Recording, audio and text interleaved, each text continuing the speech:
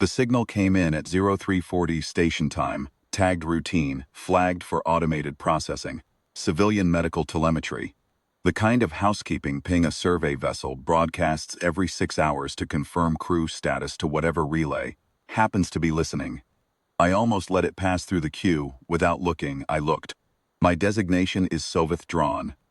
I hold a third-tier signals intelligence post aboard listening station Arith Savan, sits at the edge of the Kareth Drift corridor, a region we monitor primarily because human survey routes began passing through it 18 months ago. My work is patterns analysis.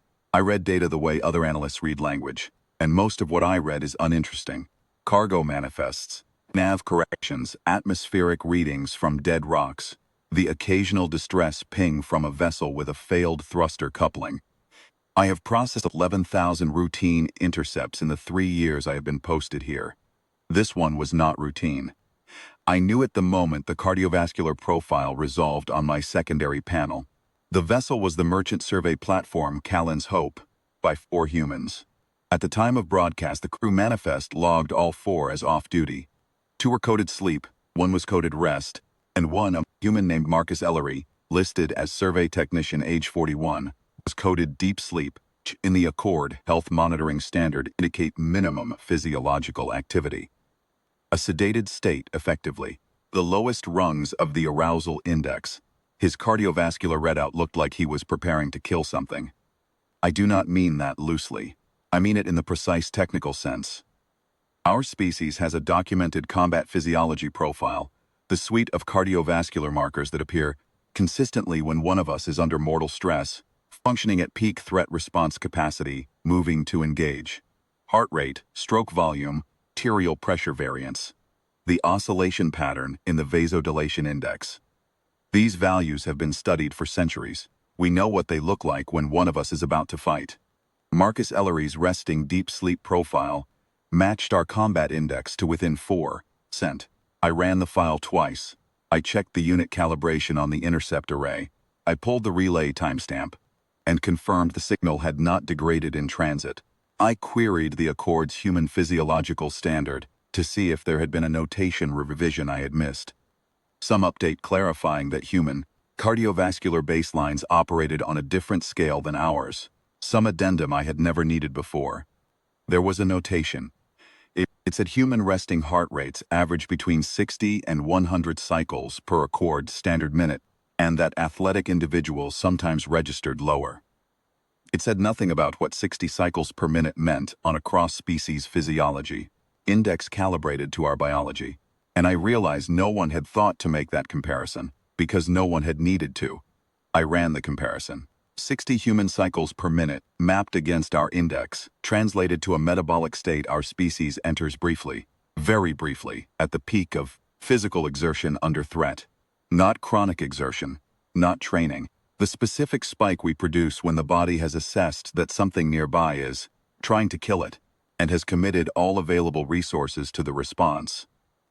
Marcus Ellery's sleeping body was maintaining that state continuously.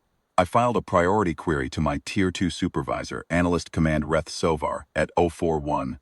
I attached the raw telemetry, my calibration verification, the Accord notation, and the comparison index. I wrote in the query summary that I had found a possible anomaly in human baseline physiology.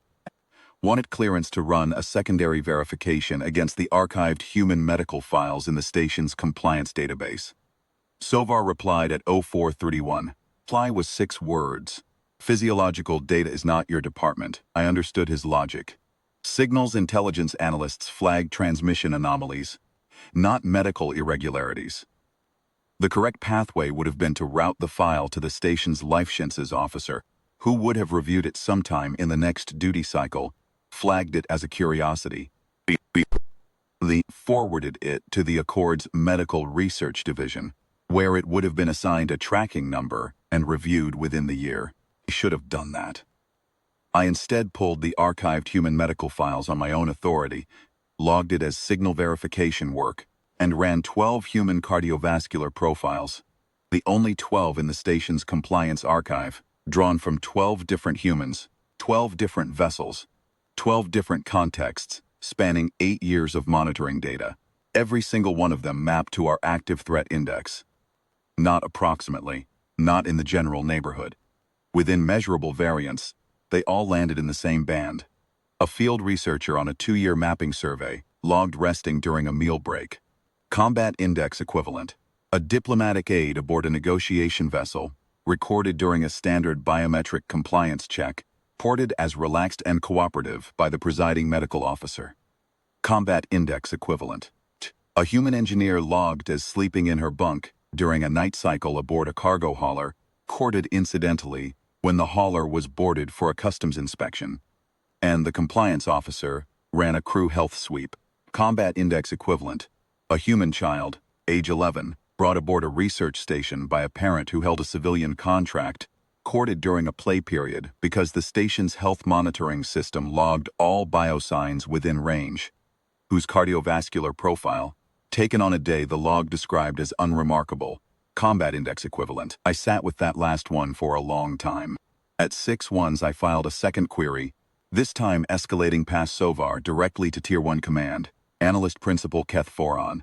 I attached all 12 comparison files, the full calibration record, and a single paragraph summary. I wrote that I did not believe the data reflected a transmission or calibration error.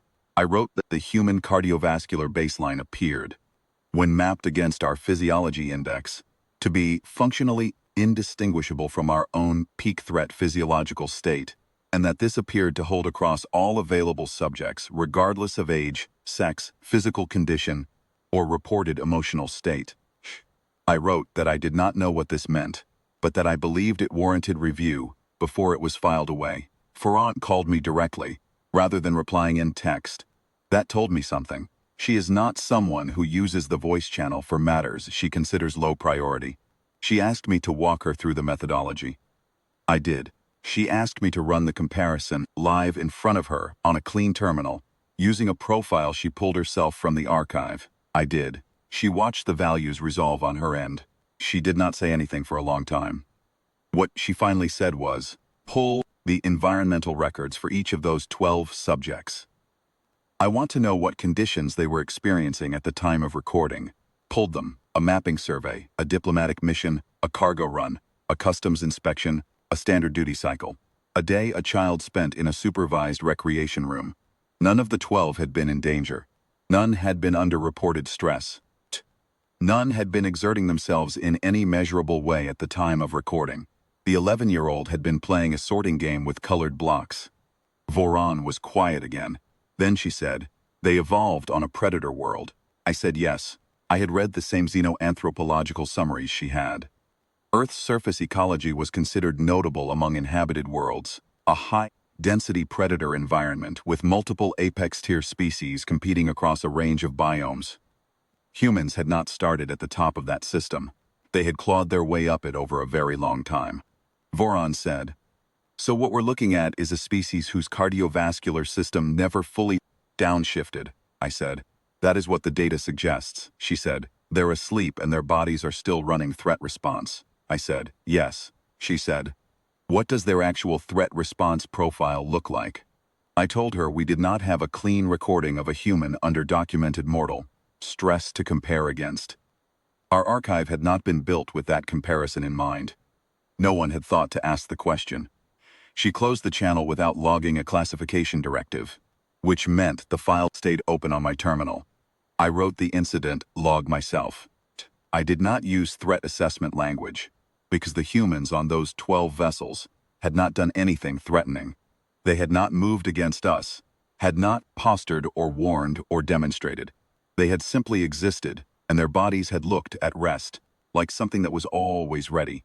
I filed it under taxonomy. I wrote that the human cardiovascular baseline required reclassification in the Accord's cross-species physiology index, and that the current notation, which assumed the index was not designed for cross-species comparison and therefore raised no flags, was functionally incomplete.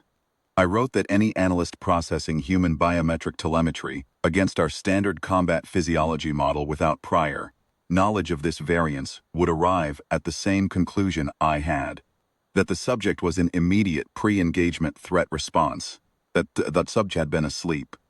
I closed the file at 0841. I have processed several hundred intercepts since then. I still check the cardiovascular channel first every time, before I let anything route to automated processing. Old habits. I developed them quickly.